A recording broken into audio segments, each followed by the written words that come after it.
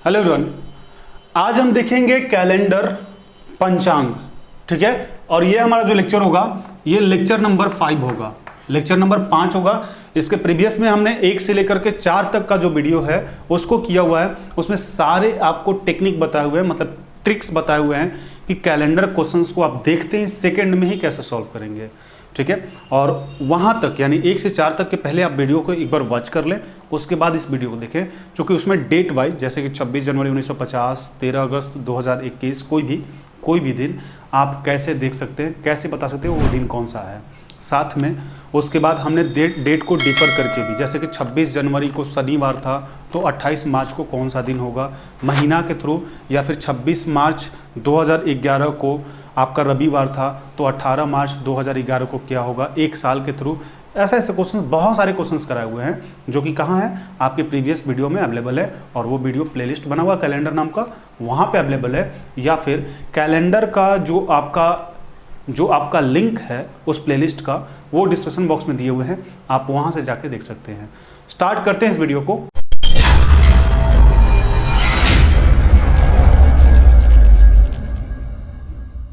तो lecture number 5 में आप ध्यान दें कि क्वेश्चन बोला जा रहा है कि 10 जनवरी 2010 शनिवार है तो 15 मार्च 2015 को कौन सा दिन होगा। उम्मीद है कि आप प्रीवियस वीडियो देख लिए होंगे। यहां पे आप देखिए कि 10 जनवरी 2010 और यहाँ पे 15 मार्च 2015, यानी अब डेट भी डिफर करने लगा, ईयर भी डिफर करने लगा और मंथ भी डिफर करने लगा। प्रीवियस में महीना एक साथ बताए थे, उसके बाद आपको बताएं कि महीना अलग, फिर आपको बताएं कि महीना अलग लेकिन साल एक जैसा, अब साल भी अलग। अब इसको आप कैसे करेंगे, तो यहां पे करने के लिए देखिए आप क्या करेंगे। 10 जनवरी 2010 शनिवार था। अब पहले आप ये पता कीजिए कि 2010, 2011,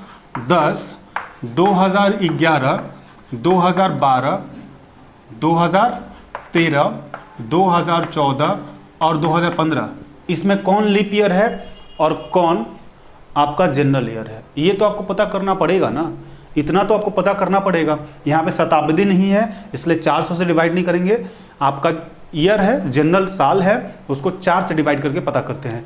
तो 4 से इसको जब आप डिवाइड करेंगे ना, ये नहीं कटेगा, यानी कि ये लीप ईयर नहीं है।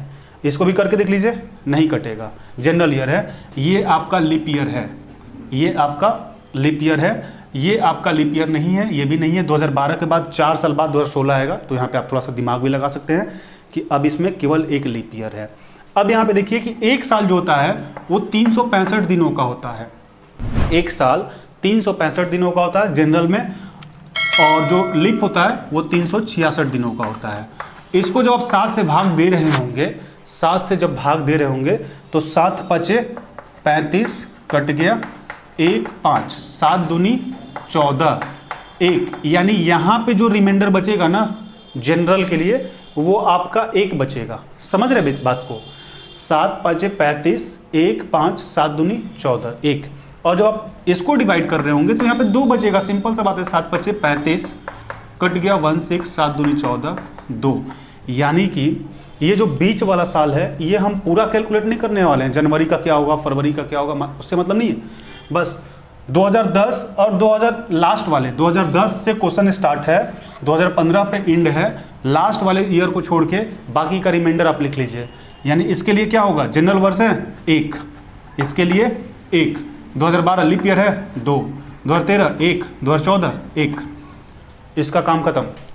अब यहाँ पे आपको समझना ये है कि 2010 में 10 जनवरी से आपको कैलकुलेट करना है। 2010 तो पूरा आपका 365 दिन का रहा होगा। 365 दिन में 10 जनवरी तक आप काट लिए, बचा कितना, 355 दिन। 355 का भी रिमाइंडर निकाल लीजिए। 7 7 पचे 35 कट गया 5, यानी इसका रिमाइंडर कितना हो गया, 5। ठीक है, अभी आपको लग रहा होगा कि इतने सारे कैलकुलेशन करने पड़ेंगे, एक क्वेश्चन में इतना टाइम लगेगा। कोई टाइम नहीं लगने वाला, आप इसको प्रैक्टिस करके देखें कितना कम समय में आपसे बनेगा। ठीक है, तो ये कितना हो गया, 5।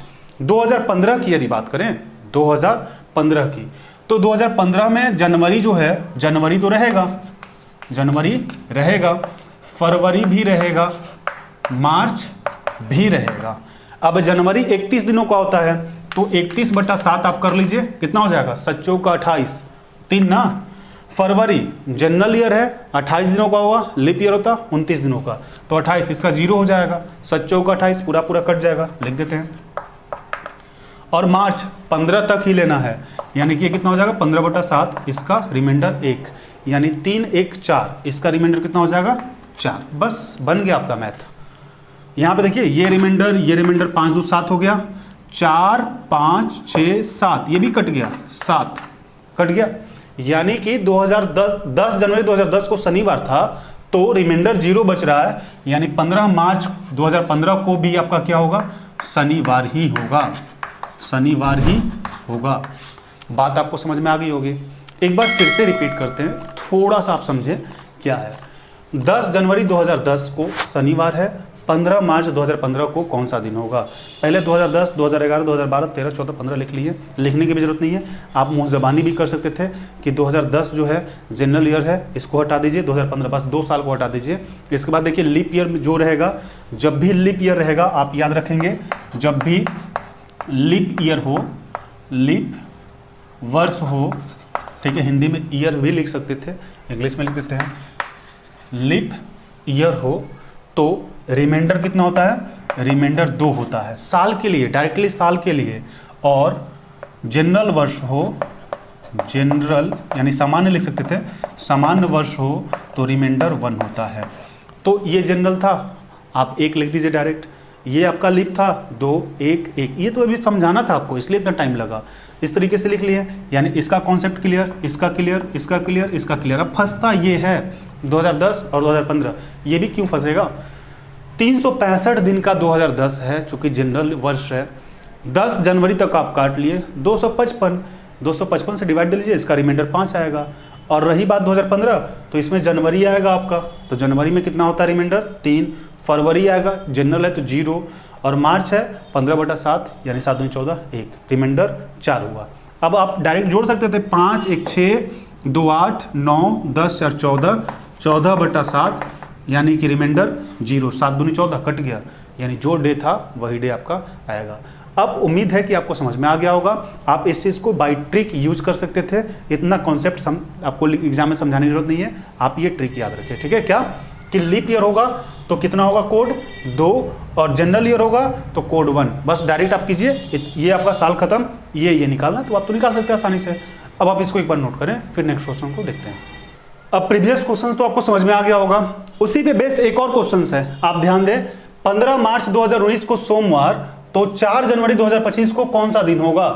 15 मार्च 2019 को सोमवार, तो 4 जनवरी 2025 को कौन सा दिन होगा। आप पहले वीडियो को पॉज करके एक बार खुद से ट्राई करें, ठीक है। ट्राई करने के बाद जब नहीं आवे तो आप देखें, यहाँ पे ध्यान दें, 15 मार्च 2019, यानी कि साल जो है 2019, 2020, 2021, 2022, 2023, 2024 और 2025 की बात की गई है, 2025 की बात की गई है।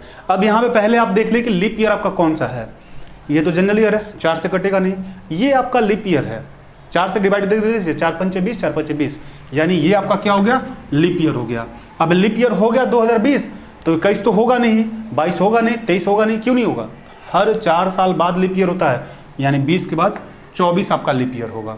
ये क्लियर है। अब प्रीवियस क्वेश्चंस पे आपको याद होगा, तो लीप ईयर के लिए जो कोड होता था वो 2 होता था, क्यों, क्योंकि 7 से 366 को डिवाइड कीजिएगा, रिमाइंडर 2 बचेगा, यानी लीप ईयर का कोड 2 और 2, और जनरल ईयर का जो कोड होता है वो 1 होता है, क्यों, क्योंकि 365 से 7 से डिवाइड कीजिएगा तो रिमाइंडर 1 बचेगा। ये कोई कोड या फिर ट्रिक नहीं है, ये आपका क्या, ये लॉजिक है कि 7 से डिवाइड कीजिए आप 365 को, रिमाइंडर 1 बचेगा, तो वही लिखे हैं। 7 से डिवाइड कीजिए आप 366 को, रिमाइंडर 2 बचेगा, वही 2 लिखे हैं। तो ऐसा नहीं कि कोडिंग सिस्टम बता रहे हैं और आपको याद करवा रहे हैं, ऐसा नहीं है, ये आपका लॉजिक है, ठीक है। अब देखें 2021 1 कोड होगा, 2022 1 होगा, 2023 1 होगा, बात समझ में आ रही है। अब रही बात 2019 की, तो 2019 में जनवरी तो आएगा ना, 15 मार्च 2019 को बोला जा रहा है, तो इसमें जनवरी कहाँ से आएगा, जनवरी नहीं आएगा। 15 मार्च 2019 को सोमवार था, 15 मार्च, यानी मार्च आपका आएगा, मार्च के साथ क्या आएगा, अप्रैल आएगा, मई आएगा, जून आएगा, जुलाई, ठीक है, फिर अगस्त, फिर सितंबर, अक्टूबर, नवंबर, दिसंबर, ये सब तो आएगा ही आएगा। साथ में आप चाहें तो ऐसे लेके बना सकते थे, या फिर इसका देखिए दूसरा तरीका ये भी है, ऐसे लेके बनाएंगे तो मार्च 15 7 से डिवाइड, फिर अप्रैल, फिर मई, जून, जुलाई सबका लेंगे, 7 से डिवाइड करेंगे, रिमाइंडर निकालेंगे। या इसका दूसरा तरीका ये है कि 15 मार्च 2019 टोटल 365 दिन का होता है, टोटल 365 दिन का होता है, यानी जनवरी तो आप गुजार चुके हैं 31 दिनों का, फरवरी जनरल ईयर है ना 28 दिन, ये भी आप गुजार चुके हैं, जनवरी, फरवरी, मार्च में 15 दिन, यानी कितना दिन आपका खत्म हो गया, 8 1 9 5 14 का 4 हासिल 1 5 6 1 7 74 दिन खत्म हो गया। 365 में 74 दिन खत्म हो गया, घटा लीजिए, 1 16 में से 7 गया 9 2 291 दिन आपके पास बचा, 7 से डिवाइड कर लीजिए, 7 का 28 कट गया, 1 1 7 एक बार में 4, यानी रिमाइंडर आपका यहाँ पे 4 बचेगा। ठीक है, अगर से आपको ऐसे नहीं आता है, आप ऐसे लिखिए कि मार्च 15/7, फिर अप्रैल लिखिए 30/7, मई लिखिए, फिर जून लिखिए, जुलाई लिखिए, सबका रिमाइंडर निकालिएगा, आपका यही 4 आएगा, उसमें कोई दिक्कत नहीं है। 4 जनवरी की बात है तो 4 जनवरी 4 ही इसका होगा, इसका क्या होगा 4 ही होगा। 2024 और 2025 का कितना हो जाएगा 4, बात समझ में आ रही होगी। अब 7 देख लीजिए कहाँ कहाँ था, 4 2 6 1 7, 4 2 6 1 7, यानी एक ही आपके पास बचा ना। अभी क्या है सोमवार, सोमवार में 1 जोड़िएगा तो मंगलवार, यानी आपका जो सही आंसर होगा वो क्या हो जाएगा मंगलवार हो जाएगा। नहीं समझ में आया, फिर से एक बार देखिए। ठीक है, 2019 का जिक्र है, 2020 का, 21 का, 22 का, 23 का, 24 का, 25 का। 2019 फर्स्ट वाला और लास्ट वाला को एज इट इज अभी छोड़ दीजिए। 2020 आपका लीप ईयर है, 2 होगा, 2021 1 होगा, बताए हैं यहाँ पे, 2022 1 होगा, 2023 1 होगा, 2024 लीप ईयर 2 होगा। ठीक है, अब 2019 की बात है, 2019 कहाँ से बात है तो मार्च से, तो मार्च, अप्रैल, मई, जून, जुलाई, अगस्त, सितंबर, अक्टूबर, नवंबर, दिसंबर, सबको लिख के रिमाइंडर निकालिए और वहाँ पे लिखिए, आपका 4 आएगा। या फिर उसका दूसरा तरीका यही है कि जनवरी आप 31 दिन खत्म कर चुके हैं, फरवरी 28 दिन क्योंकि लीप ईयर नहीं है, मार्च 15 दिन खत्म कर चुके हैं, इसको जोड़ लीजिए 74, 365 में से घटा दीजिए, 291 को 7 से डिवाइड कीजिए, रिमाइंडर 4, यानी इसका 4 आ गया। और यहाँ पे जनवरी से कैलकुलेशन करने को बोला गया ना, यानी 4। बस अब इसका तरीका ये भी है कि 4 2 6 1 7 8 9 2 11 और 4 15, 15 को 7 से डिवाइड दीजिए, रिमाइंडर 1 बचेगा। पहले आपका सोमवार था, 1 दिन बाद मंगलवार होगा, तो आपका आंसर हो गया मंगलवार। उम्मीद है कि आपको समझ में आ रहा होगा। आपको नहीं समझ में आ रहा, आप हमें कमेंट करके बताएं कि आपको क्या प्रॉब्लम हो रही है। आप अपना फीडबैक जरूर दें, उसके बाद इसको नोट डाउन करें, फिर नेक्स्ट क्वेश्चन को हम देखते हैं।